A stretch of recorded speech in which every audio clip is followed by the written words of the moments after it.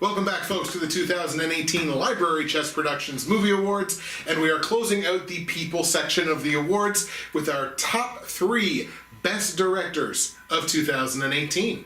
So my honorable mentions for my Best Directors of 2018 are Bradley Cooper for A Star Is Born, and I feel like I've just spent like the last hour just directly praising Bradley Cooper, but for a directorial debut, you know what? I can't ask for much better. If you're going to choose that movie as a directorial debut, I think he did an excellent job. Especially, choreographing the big music scenes and stuff like that. I thought he did an excellent job. Ryan Coogler for Black Panther, because I actually think, coming off of having done Creed, I don't know whether a lot of people thought he would be up to a movie of that size. And I know a lot of people can criticize Black Panther as almost not feeling like a Marvel movie because it feels much more contained and condensed than your average Marvel movie. But I thought he did an incredible job taking on Black Panther. I absolutely love that movie. And I mean, it seems redundant to say this guy's name, but I'm going to give some love to Steven Spielberg because he did 2 vastly different movies this year. He does The Post, which is, again, I count it, but obviously very, down-to-earth, real-life story. And then he does Ready Player One, which is very much not that. So the fact that he can do 2 very disparate types of movies and have both of them come off, what I thought both of them come off really, really well, he's got to be on my honorables as well. I think Bradley Cooper did fine. Spielberg, I didn't see The Post, but Ready Player One was fine. And as for Coogler, listen, I love Creed. I loved Fruitvale Station. I think Coogler nails that kind of stuff exceptionally well. Mm-hmm. But as a director for Black Panther, he nailed that similar stuff, the social aspects of that movie. Fantastic. Right. I'm still not convinced he's the best for the action sequences. That's my main complaint of Black Panther, which we'll talk more about. But I love Coogler. Up until Black Panther, it was still mostly directed fine and whatnot. I just not as in love with that job. I was praising Coogler as being one of the best new directors. Yeah. Fruitvale Station was awesome and Creed was awesome. So and I have a lot of respect for him. I just don't love Black Panther as much as some people. But yeah, but still. As some people in this room. Yeah. Yeah. I know it's coming up later. Yeah. All right, mine. I may pronounce this name wrong, but Jeremy Saulnier for Hold the Dark. Okay. People don't necessarily love that movie because it's kind of obtuse. But one of the reasons why I really enjoyed it was because even though the story's kind of vague and whatnot, his dedication to the oppression, the oppressive feeling of that movie gave you a lot to look at. So, maybe not the best movie, even though I really liked it, but his directorial work was really solid. And then there was Bo Burnham for 8th Grade, because Bo Burnham is super talented. His stand-up is very original, and now 8th Grade, well, not a totally original film, he did bring a sensitive hand to the experience because he's not real old, right? So he kind of still understands children, and I think that was hugely important for directing children and making a movie about 8th grade. He did some fun stuff with the camera that was subtle but effective, especially at the beginning. And then my other one is Deborah Granick for Leave No Trace. Oh, okay. Leave No Trace is an exceptionally directed movie. I'm a sucker for that kind of work that she did because she does focus a lot on the woods because they spend a lot of time in the woods. There's wider shots and stuff, and she does make the woods a character. My number 3 Best Director of 2018 is Paul Dano. And Paul Dano directed Wildlife. I've talked about Wildlife at a fairly decent clip, especially during the People Awards, but it so encompasses that very late 1950s, very early dawn of the 1960s in Middle America, and it feels very authentic. It's crafted, the little world, the little town that they're in is crafted so perfectly, and the tone of that movie and the performances that Paul Dano gets out of, admittedly, very good actors, but still, to get the quality of ensemble performance and to tell the story the way the story was told, and to just build that world and that kind of slice of time, very specific slice of time in a very specific place, he did an excellent job with it. Paul Dano's my number 3. I've never seen Wildlife, so it's hard for me to say. No, and one thing that he does too, because like Wildlife, it centers a lot around like this big wildfire. So there's a couple of scenes of the wildfire, but really, really intense character portraits are, I think, one of Paul Dano's like calling cards, I suppose, as a director. Same way with like Kubrick with a climactic scene in the bathroom. But it's just these really intense character shots, mostly with the son, who just gets to tell this whole story with his face, and the way these shots are set up and the way his just coverage shots are kind of stitched together to tell this story. I just thought he did an incredible job. And I'm sure he did. My number 3 is Ari Aster for Hereditary. Oh. Yay! His favorite movie. Every time I mention Hereditary, I'm just going to mention it's his favorite movie. So I was speaking of like the woods as a character for the last one, but speaking of characters, the house is a character in this one, and he really goes that extra mile to make that happen, and like to reflect the characters' lives with like the miniatures, you know, of the house and that. Like he does a really good job the way he uses hallways or rooms.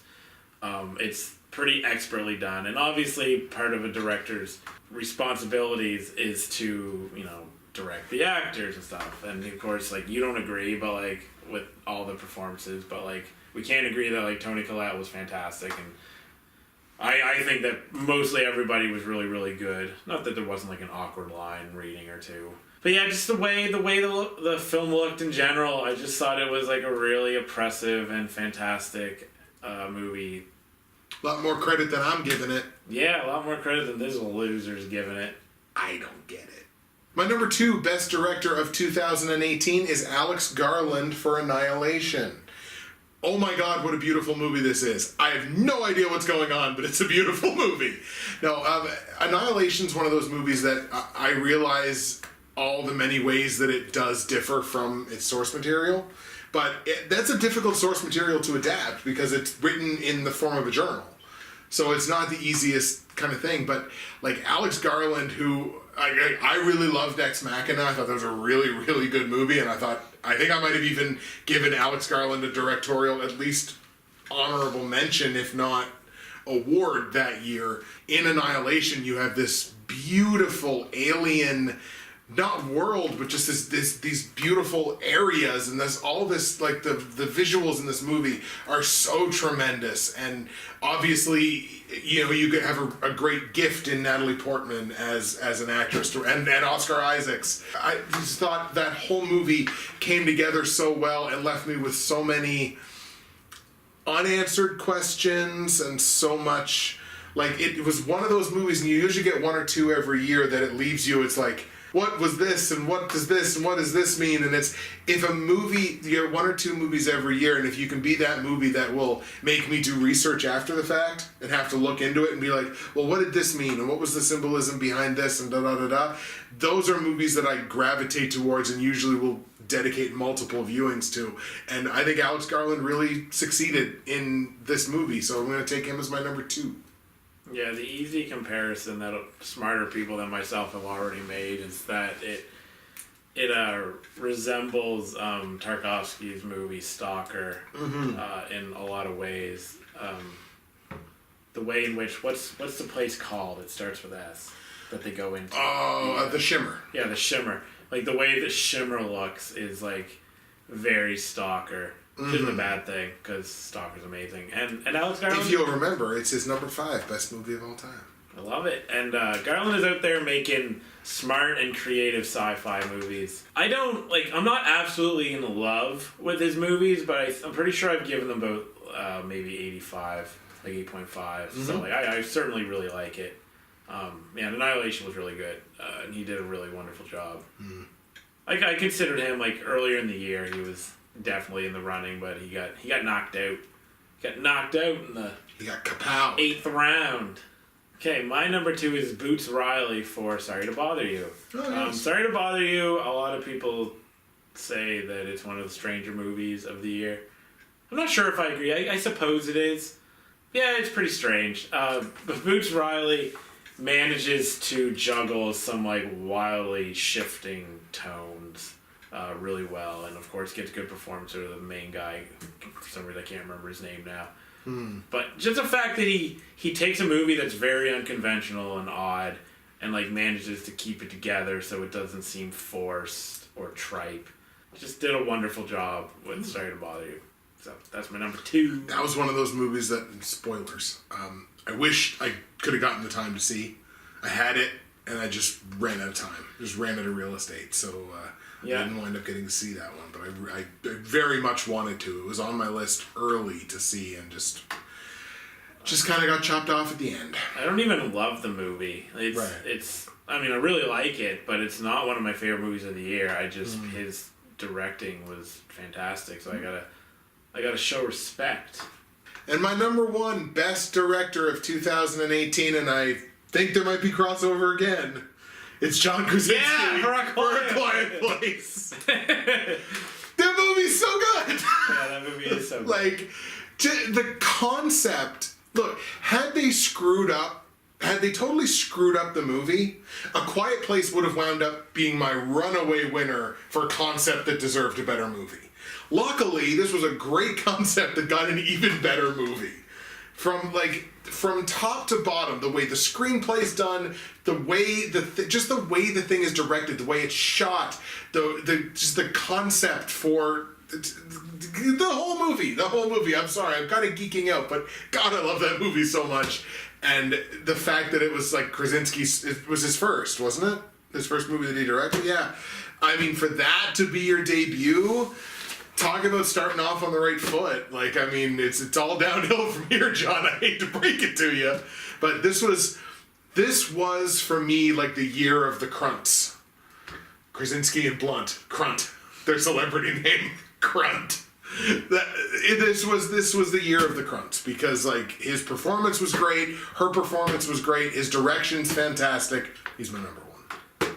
Yeah, I can't really say it any better than that. I mean, when you have a movie that has like 2 of the best performances of the year, it looks really well. That his usage of sound or lack thereof, or even like some of the music that is in it, that's kind of like that Villeneuvian drone. Yes. Like he knew how to place everything. He got good performances out of the kids. I mean, it's just difficult. He dealt with a movie that didn't have that much sound and did it really well. So Krasinski probably will not make a better movie. Like direct, he probably will not direct a better movie, but this one's really good, and this is what we're celebrating. So, John Krasinski to direct the next Avengers movie.